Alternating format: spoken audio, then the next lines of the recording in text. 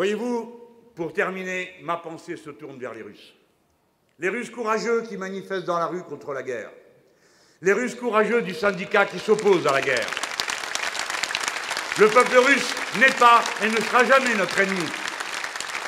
Le peuple russe, nous souhaitons que, dès que possible, il redevienne notre partenaire pour faire des fusées, pour faire des choses ensemble. Notre pensée se tourne vers les Ukrainiens qui sont en ce moment sous les bombes.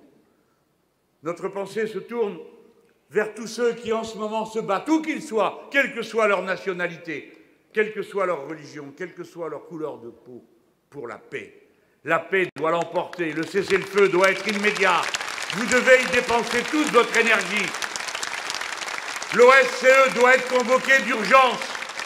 Et si l'OSCE est convoqué d'urgence pour discuter des questions de sécurité, alors les Russes devront accepter de se retirer de l'Ukraine, puisqu'il n'y aura plus aucune raison qu'ils s'y trouvent de leur propre point de vue.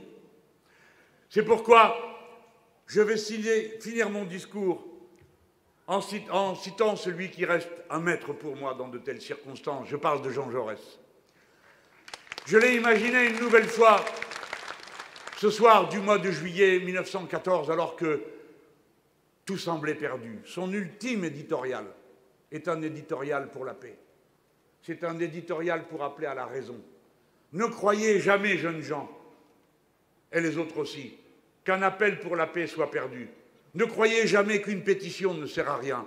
Ne croyez jamais qu'une mobilisation ne sert à rien. Ou bien elle réussit, ou bien elle sème l'idée, elle la répand. Si vous laissez entendre que la guerre est inéluctable, si vous laissez entendre que c'est une des solutions aux problèmes du monde, alors vous aurez la guerre. Vous l'aurez partout. Et vous n'aurez aucune solution. Car la guerre n'a jamais réglé aucune solution définitivement. C'est la paix qui a permis la concorde entre les Allemands et nous. La paix, bien sûr, il a fallu les défaire avant. Mais c'est dans la paix qu'on construit la concorde, pas dans la guerre, pas en laissant entendre qu'à tout moment, on peut sauter à la gorge du voisin. C'est Jaurès que je vous lis. Et il s'adressait à la jeunesse, c'est sans doute un discours que nombre parmi vous connaissent. Il lui dit la chose suivante.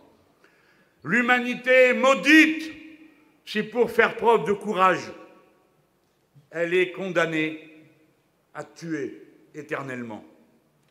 Le courage aujourd'hui, ce n'est pas de maintenir sur le monde la nuée de la guerre, nuée terrible, mais dormante, dont on peut toujours se flatter qu'elle éclatera sur d'autres.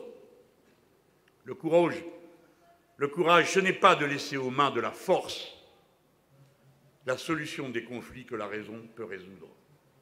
La raison peut résoudre le conflit de l'Ukraine. Il faut que chacun trouve ses marques de sécurité. Je finis avec Jaurès. Le courage, dit-il, c'est de chercher la vérité et de la dire. C'est de ne pas subir la loi du mensonge triomphant qui passe. C'est de ne pas faire écho de notre âme, de notre bouche, de nos mains, aux applaudissements imbéciles et aux huées fanatiques. Vive la République, vive la France, vive la République, vive la paix.